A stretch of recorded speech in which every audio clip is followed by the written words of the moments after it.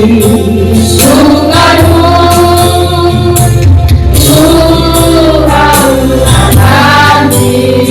ada firman-Mu.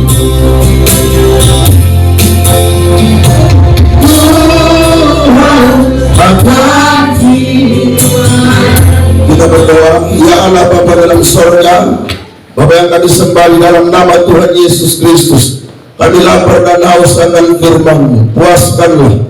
Dan biar Roh Kudus mengambil alih pemberitaan firman Tuhan pagi menjelang siang ini, supaya kami yang dahaga dipuaskan, yang lapar dikenyangkan, yang datang dari berbagai persoalan masalah dijawab oleh firman-Mu, dan pada akhirnya kami mendapat kekuatan baru dari Tuhan menjalani hari hidup kami sambil memuliakan Tuhan. Terima kasih Tuhan Yesus, berfirmanlah karena kami siap mendengarkan Engkau. Dalam nama Yesus hamba berdoa. Haleluya. Orang percaya berkata amin. Shalom. Beri tepuk tangan dulu buat Tuhan Yesus Kristus. Baik, puji Tuhan, firman Tuhan sudah kita bacakan dari Markus 4 ayat 35 sampai dengan ayat 41. Saya akan berikan tema khotbah pagi hari ini adalah pada ayat yang ke-39.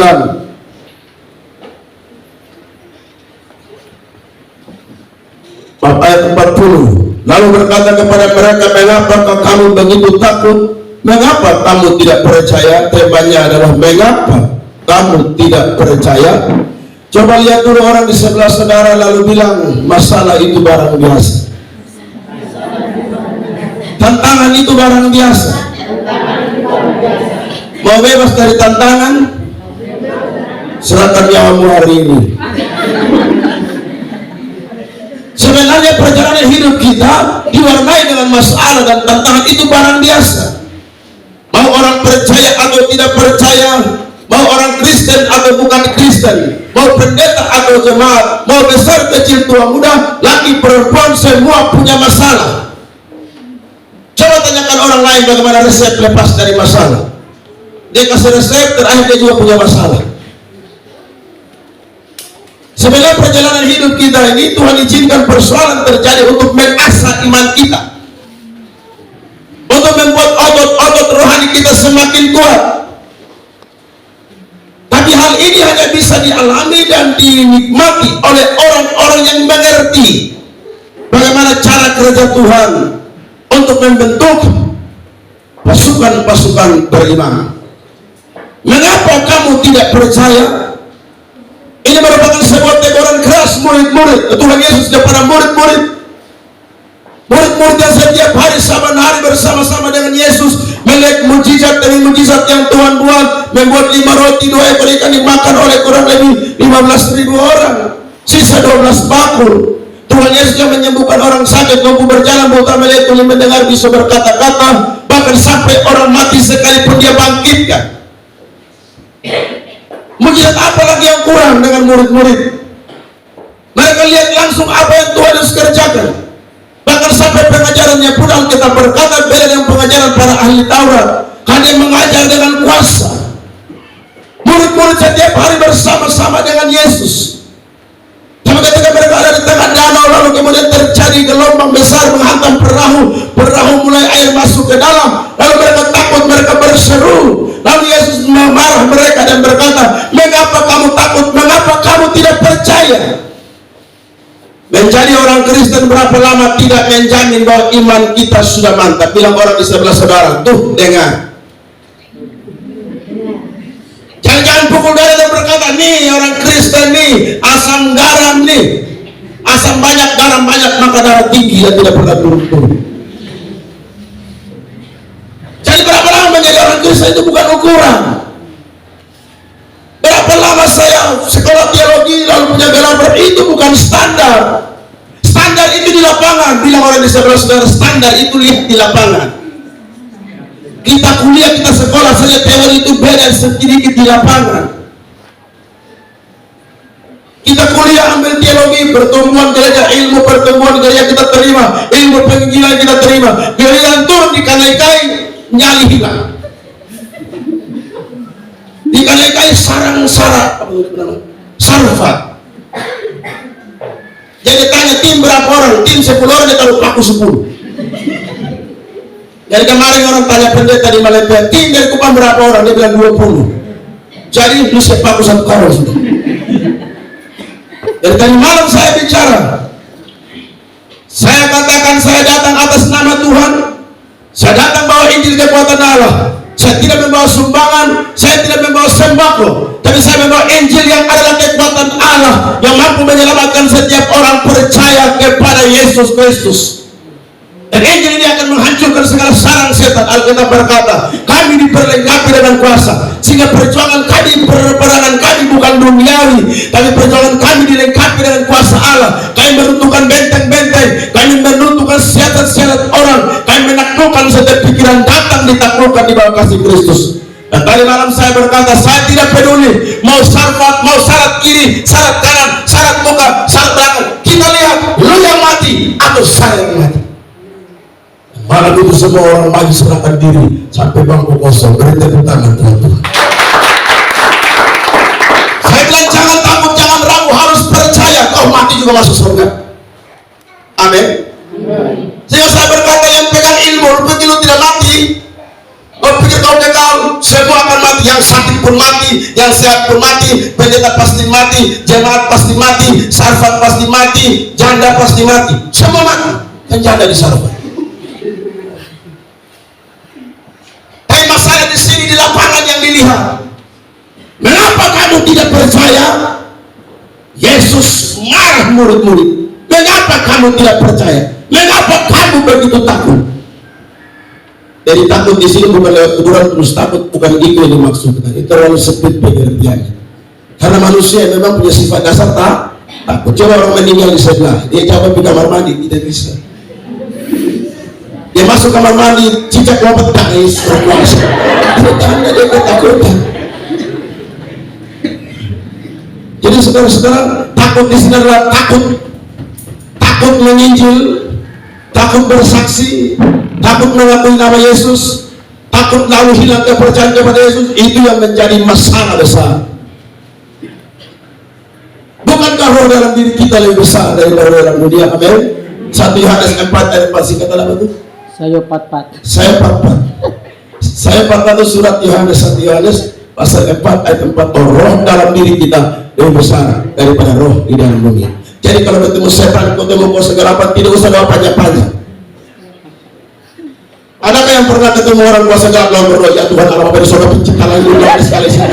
Yang menciptakan matahari bulan dan bintang terlambat lu kena. Begitu muncul bilang roh dalam diriku lebih besar dalam dunia, pergi kau. Akhirnya dia takut dan pergi. Nah ini kita juga lihat dia takut sama kita, kita yang takut sama dia, akhirnya kita fokus takut. Mengapa kamu tidak percaya?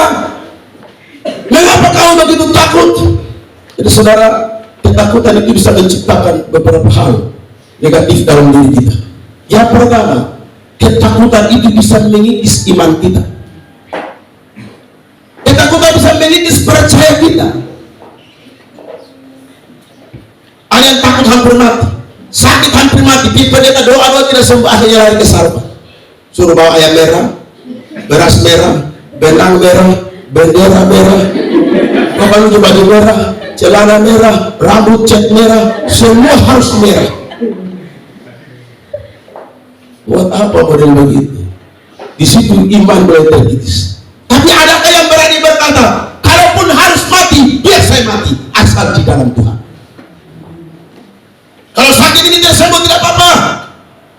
Biarpun sakit ini tidak sembuh, sekalipun Tuhan tidak menolong saya, menyembuhkan saya tetap percaya Tuhan. Biar saya mati dengan sakit ini dalam keadaan beriman. Ini yang harus ditanamkan dalam hati kita. Jadi ketakutan itu bisa mengikis percaya kita. Ketakutan itu bisa mengikis iman kita. Sampai segala jalan pintas sedikit, jalan tikus dan ikut semua. Kita tidak mau ikut apa yang Tuhan mau. Jadi pertama, ketakutan bisa mengikis iman kita, bisa mengikis percaya kita. Yang kedua, ketakutan bisa membuat kita menyalahkan Tuhan. Mari saudara-saudara perhatikan Markus pasal 4 tadi ayat yang ke-37. Lalu mengamuklah taufan yang sangat dahsyat,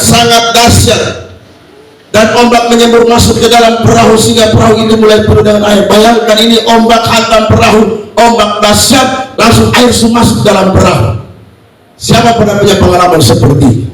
Saya KKR kemarin 3 hari di Rote, lalu kami pulang dengan ferry Gardam Maritim. Nah, pada saat kami pulang itu cuaca langsung berubah, gelombang besar mulai dari Pulau Kambing dihajar kita sampai di Puku Af, masuk kita Blolong, baru laut reda. Dan saudara bayangkan itu ombak hantam, itu dia masuk tuh langsung di dek 3. Tahu dek 3 di atas yang paling ujung, paling atas. Itu ombak hantam sampai naik silang orang di atas. Itu dia baru silang, dia belum kasih bunyi itu kapal dan naik. Itu saja orang langsung berteriak. Jadi dalam keadaan itu semua jadi pendoa syafaat, Yesus tolong, padahal tidak tahu gereja. Langsung berubah jadi pendoa syafaat. Gempa baru goyang sedikit, semua doa syafaat. Yesus haleluya, oh mama salah ini, oleh kalau tolong, oh Tuhan, semua berteriak satu suara paling kencang. Lihat mau berenak ya, bersembahyang. Kita gereja bersembahyang dulu. Jadi ketika gelombang masuk mereka ketakutan. Lalu dia bilang apa di sini? Guru, engkau tidak peduli kita kalau kita binasa. Lu tidak peduli kita binasa. Pemimpin macam apa ini? Kami yang kita goyang, dia tidur. Kadang-kadang pemimpin itu ada hal-hal yang tidak perlu dia beritahu bersama kita. Kelihatan dia jahat, kelihatan dia marah, kelihatan dia tidak peduli. Tapi ada sesuatu, ada banyak hal yang pemimpin sampaikan buat kita. Ada banyak hal yang pemimpin sampaikan, pemimpin ajarkan. Tapi ada saat di mana dia diam dan dia tidak bisa ngomong, sehingga yang ikuti curiga, Bapak Tuhan pasti jegal kita. Bapak Tuhan tidak punya etika, tidak sayang yang ketolong. Bukan, ada hal-hal yang pemimpin buka, ada hal-hal yang tidak perlu. Pendeta Antipasrana ketika saya di Bukit Doa, hari-hari hidup saya hanya kena marah. Hanya bilang setan dari ketawa ada di mana itu? Terus. Harus saya berpikir, hanya saya sendiri punya salah, orang lain tidak punya salah. Oh saya kena marah terus. Waktu beliau panggil saya dan masuk, dia bisa makan orang makanan sisa, bisa apa? Masuk ke rumah, diambil makanan sisa jadi sendok, dikasih makan dengan ikan pere-pere kuasan, ikan papere, ikan tipis itu, dikasih makan. Terus dia bilang begini, kalau orang yang saya terlalu sayang nanti murtad, tapi kalau orang yang saya marah-marah nanti jadi baik. Dan saudara tahu, akhirnya setelah saya melayani Tuhan, saya KKR bulan April tahun 2013 kalau tidak salah, atau 12 di Gor Batu Nirwana. Pendeta Antipasrana dengar khotbah saya. Besok pagi dia telepon saya, ini khotbah bagus juga ya. Baik-baik ya, sesuatu tidak bisa dengan sesuatu ganti saja di pengkhotbah. Bukan ganti dia tinggal di Bukit Doa, diganti untuk berkhotbah. Dan puji Tuhan, selama saya kena marah di Bukit Doa, lapar itu makan buah bilang, tahu buah bilang yang lain. Itu saya makan buah-buah itu kepala mau bicara sakit luar biasa. Tapi tahan lapar. Habis doa dan puasa bukan suruh makan nasi, pendeta pas suruh goreng jangan mau makan. Bayangkan baru kupas, baru mau goreng makan dalam keadaan puasa, dan itu bahaya bagi lambung. Tapi saya lakukan itu semua, dan saya melihat hasilnya. Sehingga dalam pelayanan bukan membanggakan diri, tapi betul-betul saya tahan banting dalam pelayanan sampai hari ini. Dibanting-banting tetap bertahan. Bola itu kalau tidak dibanting dia tidak akan masuk di tiang net, tidak akan masuk. Bola itu kalau tidak ditendang dia tidak akan masuk gol. Bola orang tendang baru dia masuk, oh kita menang. Bayangkan orang lain menderita, dia yang menang. Ini kadang-kadang itulah hidup kita seperti bola, ditendang kiri kanan tapi bermanfaat bagi banyak orang. Amin. Bertepuk tangan dulu buat Tuhan. Jadi dulu kalau tidak peduli kita binasa. Jadi inilah keadaan manusia akhir zaman. Orang-orang yang ketika menghadapi masalah, Tuhan yang sering disalahkan. Percuma kasih perpuluhan sama saja, dukung pembangunan 300 sama saja, masalah ini Tuhan tidak pernah tolong. Kalau kita mulai menyalahkan Tuhan, kalau ada yang beraninya meninggalkan Tuhan, ini berbahaya. Saudara, menjelang kedatangan Tuhan, tantangan akan lebih besar, masalah akan lebih besar. Jangan kita merasa di alur tenang-tenang, percaya suatu saat kita akan menghadapi satu persoalan yang itu menentukan mati hidup kita, menentukan iman bertahan atau tidak. Akan datang Sekarang di negara Venezuela, mereka sudah mulai praktek pakai 666. Jadi orang tidak boleh belanja, tidak boleh supermarket kalau tidak pakai angka 666. Di Venezuela itu uang kertas buang di sampah. Buang di sampah tidak pakai uang, karena semua sudah ada barcode di sini dan di sini. Yang mulai dari Venezuela, dan ini menunjukkan bahwa pengangkatan jemaat sudah diambang begitu. Mau berapa lama kita salahkan Tuhan? Mau berapa lama kita mengeluh? Kapan kita mau dewasa? Tuhan bangun dan tegur mereka. Mengapa kamu takut? Kenapa Tuhan marah? Kenapa kamu takut? Karena ketakutan akan mengikis iman kita. Ketakutan akan bisa bikin kita marah sama Tuhan, bisa bikin kita menyangkal Tuhan. Saudara-saudara yang dikasih dalam Tuhan, itu yang kita alami, itu yang kita jalani. Bertobatlah, benahi diri kembali, karena Tuhan begitu cinta sama kita. Cintanya melebihi kekurangan kita, cintanya melebihi dosa kita, cintanya melebihi keluhan kita. Dan Paulus berkata, penderitaan zaman sekarang tidak dapat dibandingkan dengan kemuliaan yang akan diterima pada saat Tuhan Yesus datang pada kali yang kedua. Mengapa kamu tidak percaya, saudara? Tadi alasan saya sudah sampaikan. Tapi sebenarnya ada beberapa alasan yang sebenarnya itu harus membuat murid-murid tidak takut. Ada beberapa alasan yang seharusnya membuat kita tetap percaya. Kenapa saya berkata bahwa kenapa murid-murid harusnya tetap percaya? Karena alasan pertama, ayat yang 35. Pada hari itu waktu hari sudah petang, Yesus berkata kepada mereka, marilah kita bertolak ke seberang.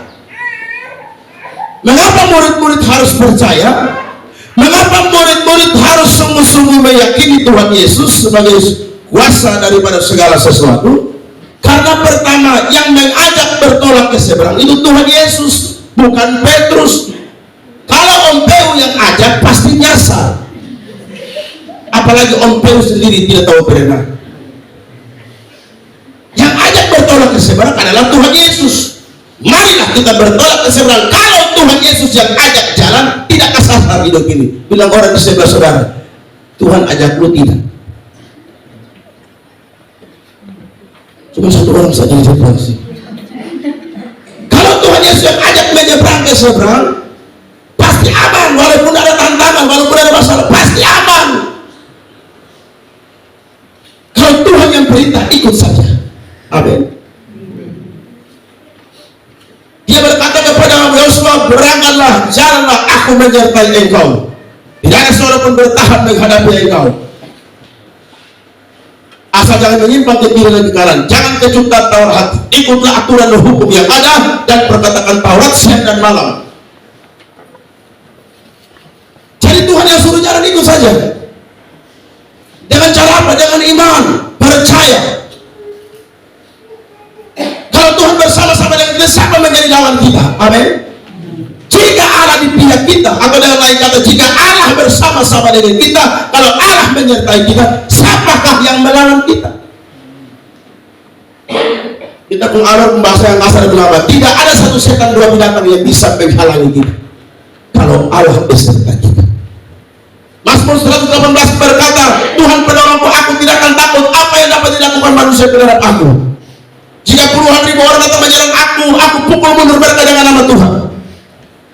Jika puluhan ribu orang datang menyerang aku hanya menonton saja. Kenapa? Karena Tuhan yang bangkit berperang melawan aku. Kalau Tuhan yang ajak jalan sama-sama, Tuhan yang akan bertindak, Tuhan yang akan memimpin, Tuhan yang akan memberkati, Tuhan yang akan memberi jalan keluar.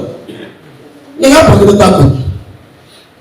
Bukankah Dia berkata, aku menyertai kamu sampai akhir zaman. Amin. Ibrani 13 ayat 5 berkata, aku sekali-kali tidak akan meninggalkan engkau. Oleh karena itu dengan percaya kita mengatakan, lembah bayang maut sekalipun kau lewati, aku tidak takut bahaya, karena gada dan tongkatmu itulah yang beserta aku. Dia menyertai kita, dan sekali Dia berkata Dia menyertai kita, Dia tidak akan menyangkal janjinya. Hanya kadang-kadang kita sering menyangkal Tuhan, kita yang sering tidak setia. Padahal Alkitab berkata, ketidaksetiaan kita tidak bisa membatalkan kesetiaan Tuhan. Beri tepuk tangan buat Tuhan. Tidak setia, Dia menyertai kita sepanjang masa, sepanjang hidup kita, dalam jatuh bangun kita, Dia selalu bersama-sama dengan kita. Karena itu pastikanlah, bukan saudara yang memimpin Tuhan, tapi Tuhan yang memimpin saudara dan saya. Tuhan yang mengarahkan langkah kita. Ada lagu yang mengatakan tiap langkahku diatur oleh Tuhan. Terus apa lagi? Tantangan kasihnya menuntunku. Kalau dia yang menuntun langkah kita, siapa gerangan yang hendak merebut kita dari tangan? Tidak ada. Pastikan Tuhan yang memimpin hidup kita, bukan yang lain, bukan kain merah, bukan benang, bukan angka gaji, bukan batu susun tiga. Yang memimpin kita hanya Tuhan. Dan itu yang menjadi pegangan kami dalam pelayanan. Kami tidak pernah takut terhadap apapun. Karena apa? Karena kami tahu siapa yang memimpin. Paulus berkata, dia yang memimpin kami dan membawa kami dalam jalan kemenangannya, dan yang menganugerahkan kemenangan yang satu kepada kemenangan yang lain. Artinya kemenangan berlipat ganda. Semakin banyak persoalan datang, semakin kemenangan disediakan oleh Tuhan, dan stok kemenangan itu tidak pernah habis-habis. Kalau Tuhan yang memimpin jemaat Tuhan ada di Ebenezer Kolaro, percayalah, Tuhan tidak akan tutup mata. Tuhan tidak akan buang kita. Amin. Anaknya saja dia kasih, Roma 8 ayat 30. Anak saja dia kasih buat kita, apalagi yang lain, apalagi cuma air sepotong dari gunung sana. Amin. Kalau air sepotong Tuhan yang kasih, tidak ada yang bisa menghambat dan menghalang.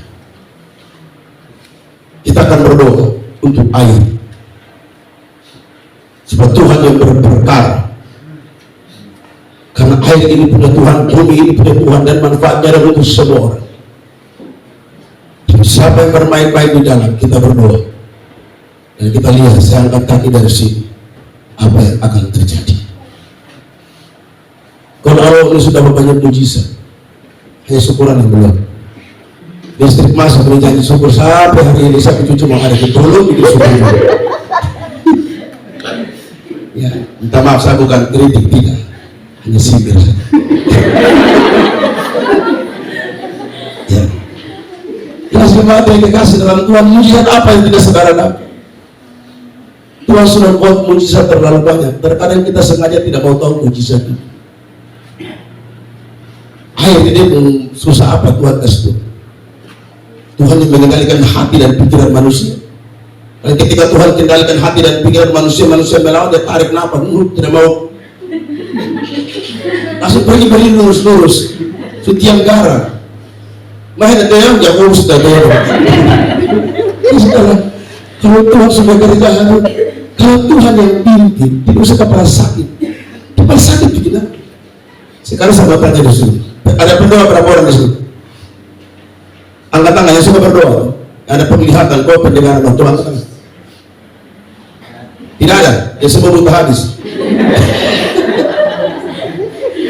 Tidak ada pendengaran dan punya iman, toh. Kadang-kadang pendengarannya bakal di keluarnya. Kita berdoa tuh bikin modul. Ya, oh, yes, oh ya, tahu dalam desa. Kita tidak tahu. Kita tidak. Jadi betul, tunggu apa dulu. Rofi baru apa dulu. Yo, dia ada apa dulu. Nanti ada apa sama nanti bulan Juli. Di apa? Film Kanai. Tanggal 17 kalau tidak salah, 17, 18, 19. Setelah itu kami lanjut ke Baifi Lamia, arah Mataru sana. Itu dia bersarang kita turun semua. Ya, jadi doakanlah buat putramu ini supaya nanti Tuhan tetap jaga pelihara.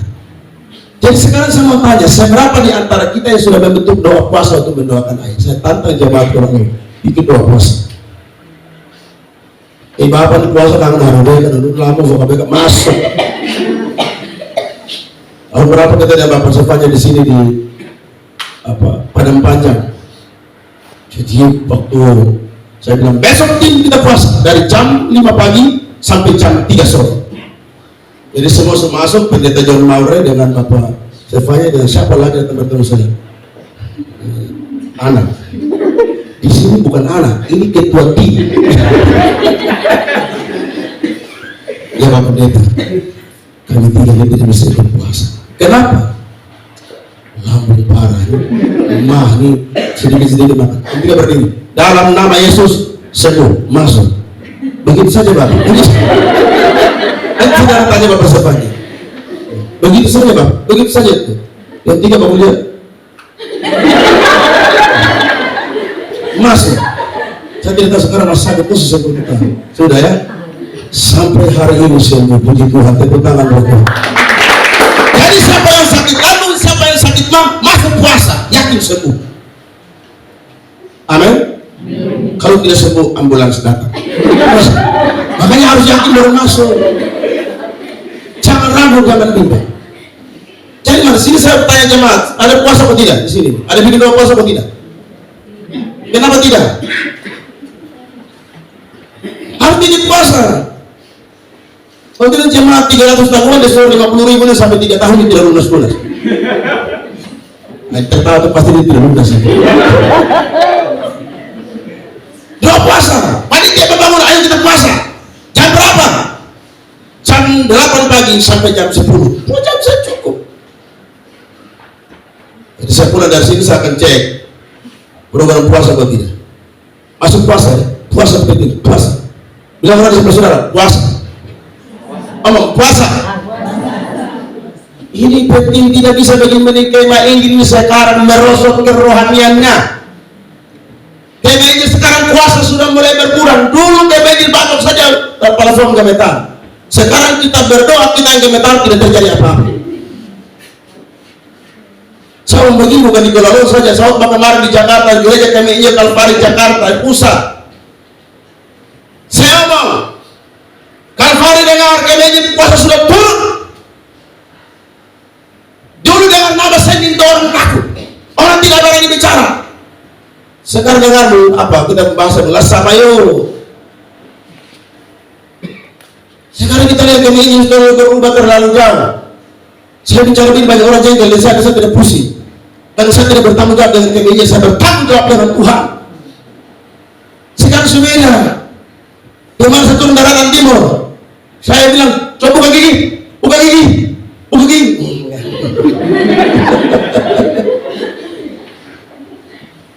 Dalam masyarakat kayak saudara-saudara tahu kema Injil melarang orang merokok, makan sirip pinggang, jual rokok dan sebagainya. Saya mau diam, tidak suka, aku tidak suka. Diam.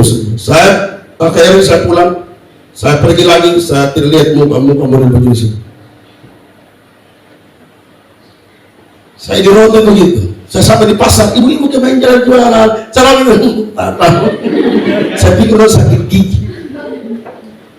Tapi saya tahu, oh rumah masih. Baru hari ini saya bilang, gembala buka mulut. Jemaat buka mulut saya lihat. Buka mulut kau satu dari kau sepuluh.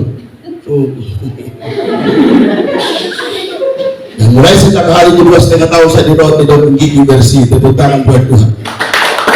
Tapi setelah saya dipindahkan ke Kupang lagi, kembali lagi seperti biasa. Saya omong, beda sekali puasa, makanya doa puasa. Gembala majelis program doa puasa untuk jemaat. Jemaat yang tidak tahu gereja pembalap, tulis nama doa puasa. Kalau bukan itu serahkan di gereja, maka serahkan di Tuhan.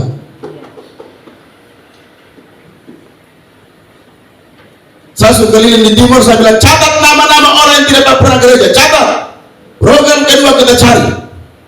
Lu turun di Jemur, kita pergi Jemur. Lu turun di Salak, kita turun di Salak. Cari.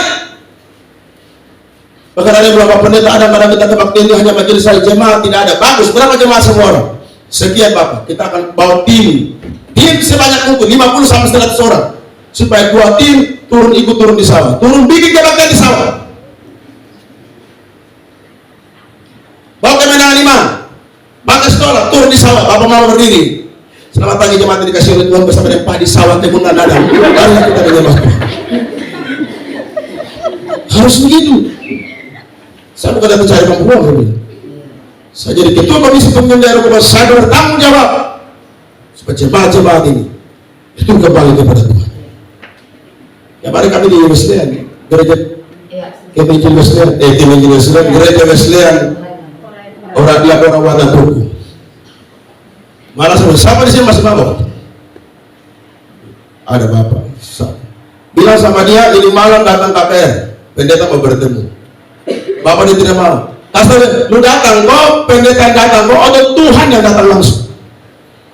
Masih malam dia datang ya, tapi itu sudah fly, sudah berat. Mari makan. Mama, dia cari kiri, mana yang ikan ini? Dia rapat turun, dia rapat kurus sebenarnya. Dia sudah fly berat. Besok gereja. Iya, gereja. Setelah pulang dia lihat istri, noni sama pendeta, sampai ini budak. Baru ketemu pendeta si budak, apalagi ketemu Tuhan, langsung napas ambil.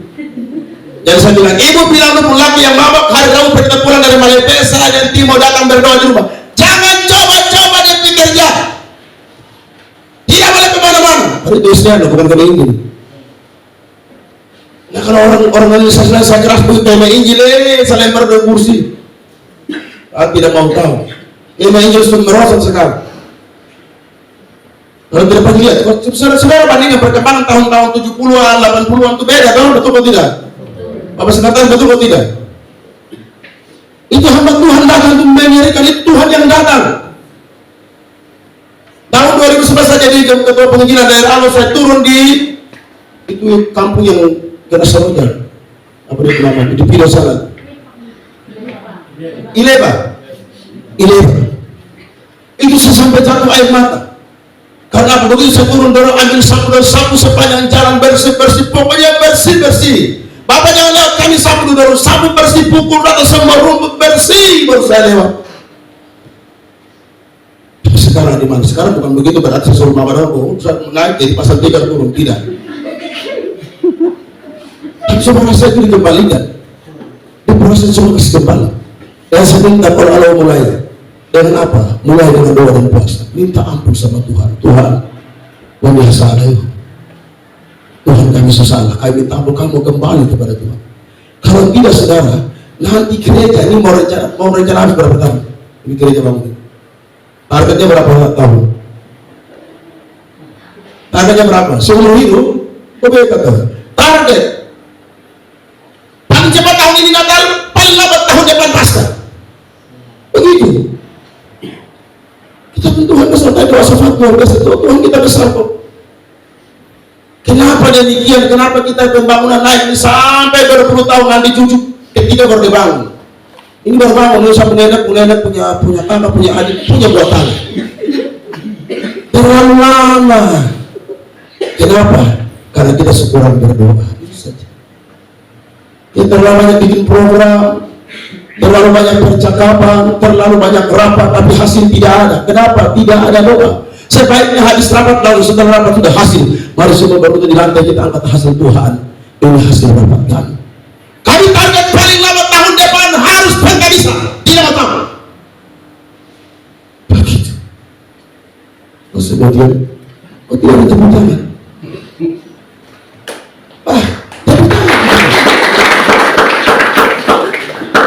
Untuk siapa? Untuk Tuhan.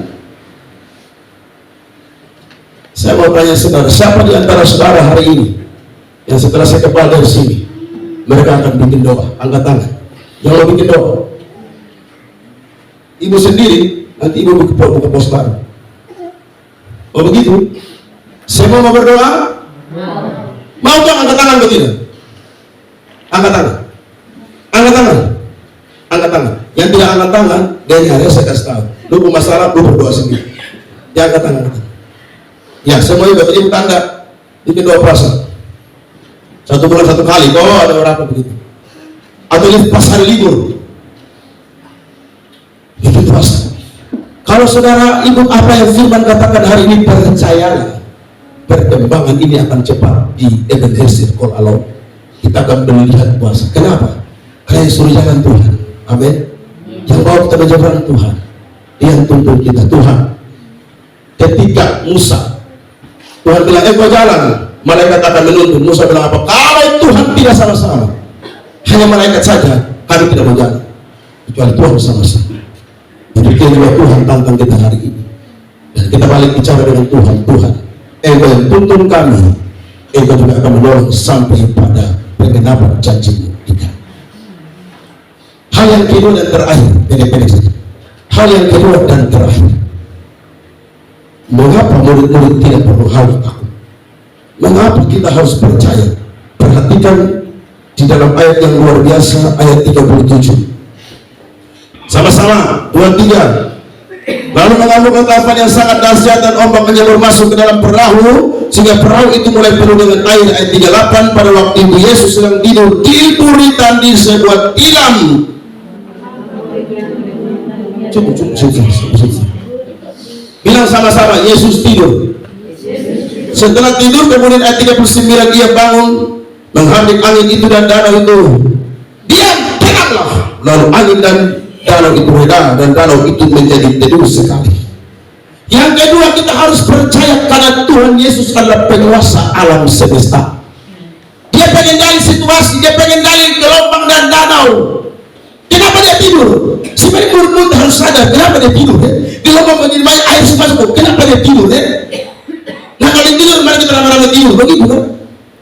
Harusnya Petrus bilang, aduh kita tidur sudah, bagus tidur, mari rame-rame tidur. Kenapa tidur sama-sama dan dia? Perahu tidak akan tenggelam karena bos ada di dalam. Seharusnya mereka tidak perlu berteriak, Guru, kita peduli kita binasa, Guru, bangunlah. Harusnya mereka bilang sama gelombang dan danau sambil berbisik,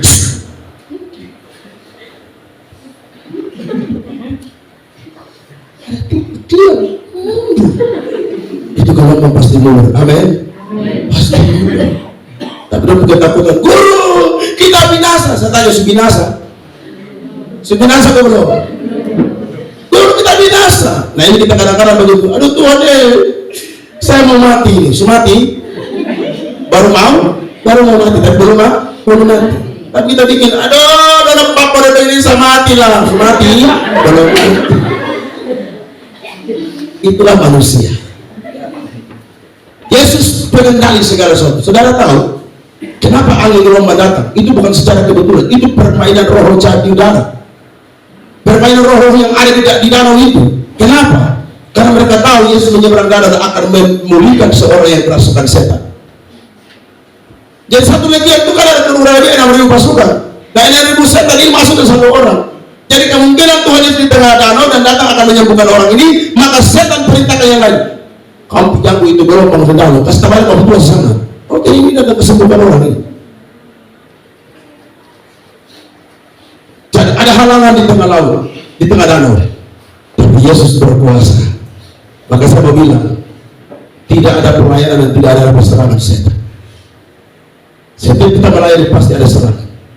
Kami sampai di Malaysia, baru tiba pagi, masuk di kamar, taruh barang, dalam kamar itu ibu rasa, saya mau hidup mungkin kamu tidak rasa apa-apa, tapi ibu rasa, bau apa nih bau? Untuk cari-cari bau apa?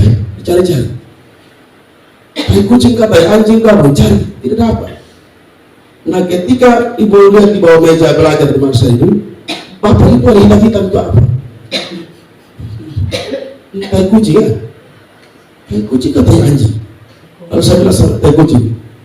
Kucing baru buang air besar, masih baru hangat-hangat. Jadi saya keluar, pemilik rumah bilang, apa? Tadi ini sudah pel semua, tidak ada apa-apa. Pintu kita kunci sama kucing masuk lewat mana Bapak? Orang saya tahu ini sambutan pertama. Saya ambil itu bayi kucing, saya buang keluar, saya berdoa, dalam nama Yesus. Langsung malam itu sampai hari ini kami tidur aman kecuali tim 4 orang. Hari malam katanya ada kesaksian. Bapak yang ganteng di sana itu, yang masuk di kamar mandi, dia lihat di kamar mandi itu ada jejak anjing. Itu ya. Dan sampai di kloset jejak manusia. Begitu. Sampai di kloset ternyata kaki manusia. Jadi masuk apa pintu masuk kaki anjing, masuk di dalam kaki manusia. Berarti itu jelmaan anjing, jelmaan manusia. Nah sebelum dia baik, dia baik. Dia kemudian saudara 3 orang lagi.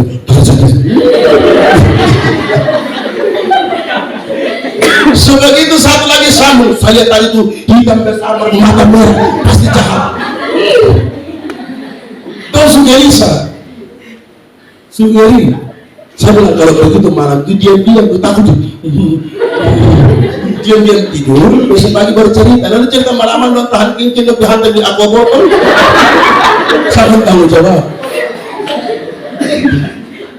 Jadi dia bilang bapak dan mama tadi malam tidur enak mau kami di sana. Kenapa? Kamu lapar apa? Tidak apa. Setan datang. Habis orang tidur saya, bukan tidur sampai jam 2-3 dia datang ke tidak ada kawan itu. Tapi saya bilang jangan takut. Yesus berlaku. Saya sudah mengharap berulang-ulang. Tadi saya di Sibera pada waktu lalu di Kalonan. Kalonan ini saya sama Bapak dengan Bapak Pendeta Melang pada waktu itu beliau masih ketua penginjilan kalau tidak salah.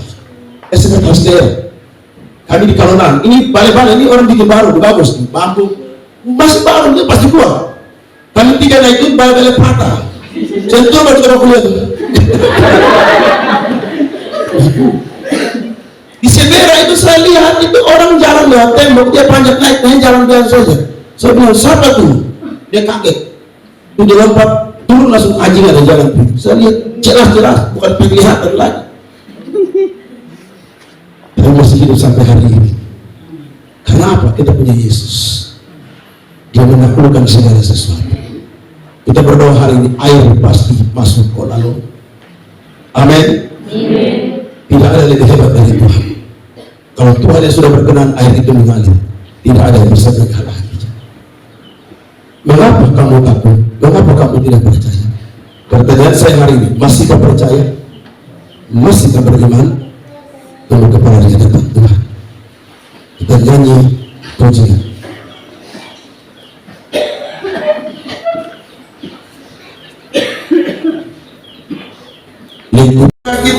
Kita akan berdoa untuk air itu mengalir. Kita akan berdoa semua yang ada di kalau diberkati oleh Tuhan, jemaat Tuhan diberkati oleh Tuhan.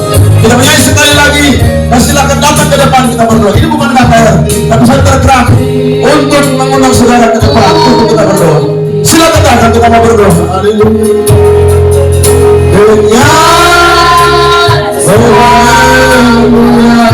Semua datang dan angkat tangan di hadapan Tuhan. Dan kita dengan kuasanya yang dahsyat dan luar biasa, kuasa yang heran dan ajaib. Dan dia mengajak kita sampai sejauh ini. Dia akan buat mujizat, dia akan buat perkara-perkara besar. Walaupun kalau sudah dianggap remeh, percayalah bahwa ada Yesus Kristus bersama kita. Haleluya, puji Allah. Tidak ada satu perkara pun yang mustahil. Amin. Kau Raja atas semesta, ku teraskan. Semua angkat tangan yang berkata di saat badai. Haleluya. Badai bergelora, Tuhan dengan bersama engkau ya Tuhan. Kasihani jemaat-jemaatmu, kasihani jemaat yang menghasilkan lalu. Mereka membutuhkan engkau Tuhan. Ada komitmen dibangun hari ini. Ada mujizat buat kuasa. Terima kasih Tuhan Yesus. Dan siapa kami semua? Allah Roh Kudus menjanakan. Allah Roh Kudus membahagiakan semua. Di saat badai bergelora. Di saat badai. Roh Kudus. Roh Kudus yang luar biasa. Firman ini mari menterangkan hati semua. Jadi orang-orang yang percaya akan Yesus merasakan luar biasa. Haleluya.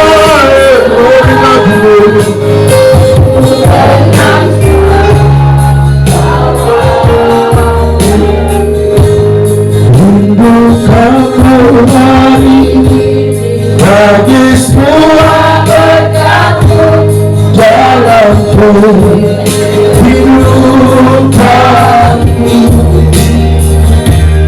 dan beroleh segala janji serta huruf firman-Nya kesenangannya.